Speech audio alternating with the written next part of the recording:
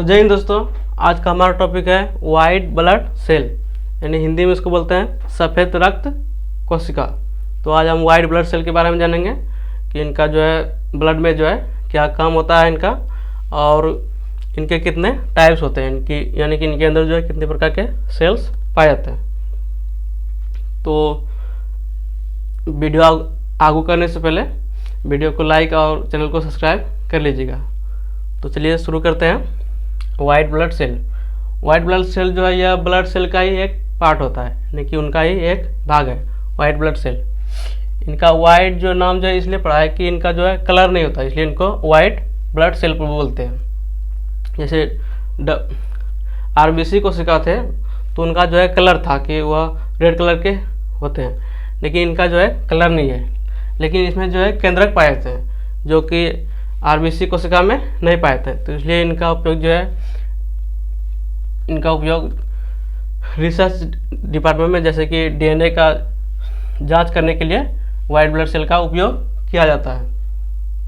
White blood cell का जो है शरीर में महत्वपूर्ण योगदान है। यह इम्यून सिस्टम का एक भाग होता है, यानी कि इम्यून सिस्टम का मतलब है कि जैसे कि शरीर में कोई जीवाणु, बैक्टीरिया या कुछ भी कोई भी पैथोजन शरीर पर अटैक करता है तो उनसे ये वाइट सेल जो है लड़ता है, लड़के जो है हमारे शरीर को बीमारियों से बचाता है। तो इनको इम्यून सिस्टम का एक पार्ट है ये।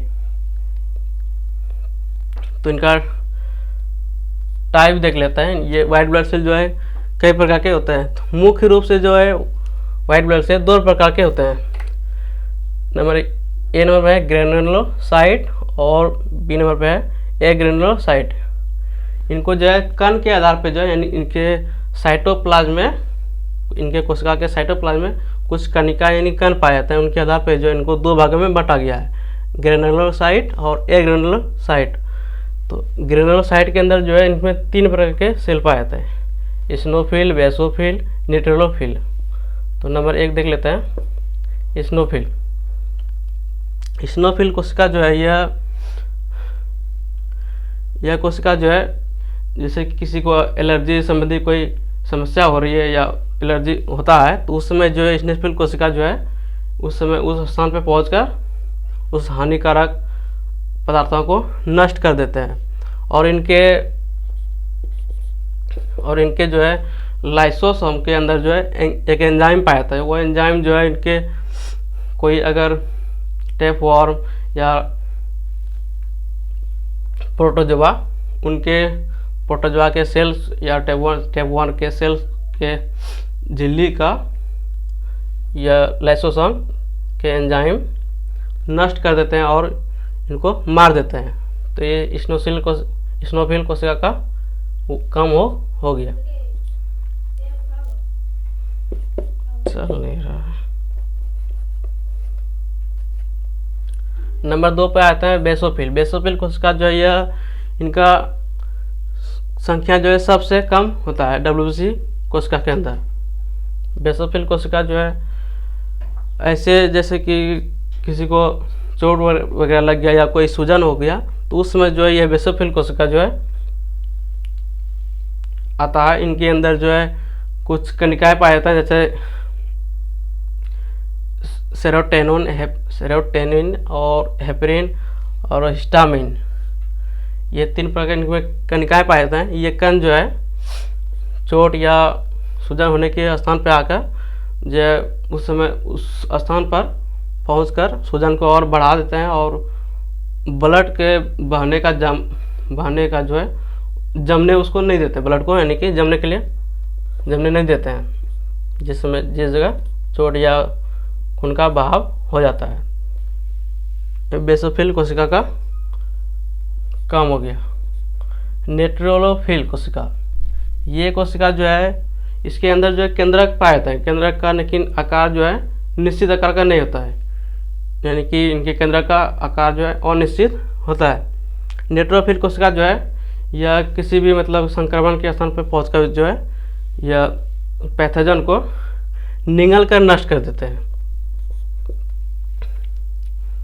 नंबर बी पे आता है एग्रेनुलोसाइट में। इसके अंदर जो है दो प्रकार के सेल पाए जाते हैं, मोनोसाइट और लिम्फोसाइट।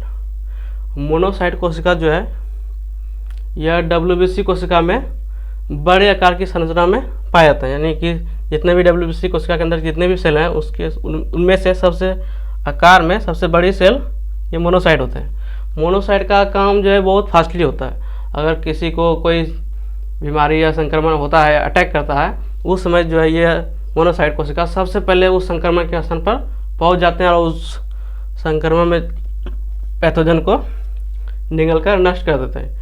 यह जो है ब्लड में जो है सफाई कर्मी के रूप में भी काम करता है, यानी कि ब्लड में अगर कोई कोशिका डेड हो गया है यानी कि मर गया है या और भी कुछ ऐसे अपशिष्ट घटक हैं तो उनको जो है ये मोनोसाइट सेल सफाई की तरह इनको जो है बाहर कर देता है, यानी सफाई करते हैं। नंबर 2 पर आता है लिम्फोसाइट्स।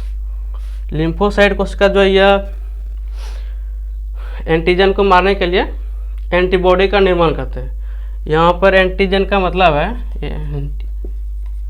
एंटीजन का मतलब है अगर कोई भी जीवाणु, वायरस या और भी कोई पैथोजन जो शरीर पर अटैक करता है उनको हम एंटीजन बोलते हैं।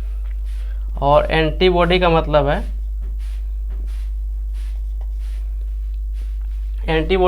है कि लिम्फोसाइट कोशिका जो है कुछ प्रोटीन बनाकर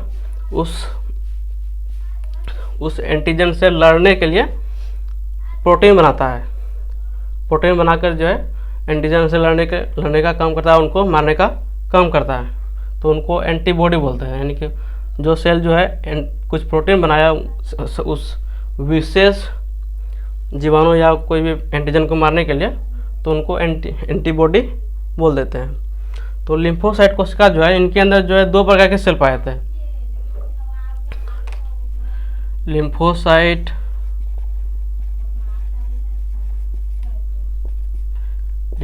टी और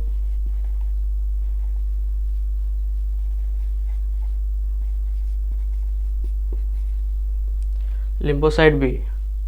लिम्फोसाइट टी और लिम्फोसाइट बी ये दोनों कोशिका जो है इनका निर्माण जो है बोन मैरो में ही होता है, लेकिन इनका जो है मैच्योर होने का काम, यानी कि जहाँ पे ये मैच्योर होता है वह जगह अलग अलग होता है।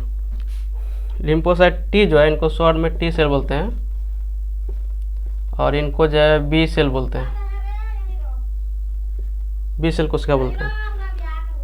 लिम्फोसाइट टी जो है सेल जो है यह इनका निर्माण तो बोन मैरो में ही हुआ था, लेकिन इनका जो है मैच्योर यानी कि परिपक्व जहाँ होता है वह थाइमस ग्लैंड है, इसलिए इनका नाम जो है लिम्फोसाइट टी पड़ जाता है। और लिम्फोसाइट बी जो है इनका निर्माण भी बोन मैरो में हुआ है और परिपक्व यानी मैच्योर भी ये बोन मैरो में ही होता है, इसलिए इनका नाम जो है बी सेल पड़ गया है। तो टी सेल जो है यह संक्रमण से लड़ने के लिए सीधे ये सेल जो है उन पे अटैक करते हैं और उनसे लड़ते हैं और संक्रमण को मार देते हैं। और बी सेल जो है यह एंटीबॉडी बनाकर जो है संक्रमण से यानी कि एंटीजन से लड़ने का काम करता है और उनको नष्ट करता है। तो आप लोगों को समझ में आ गया होगा। अगर कोई डाउट या कोई क्वेश्चन हो तो कमेंट कीजिएगा।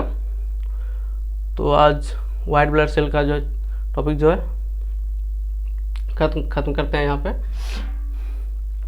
तो जय हिंद।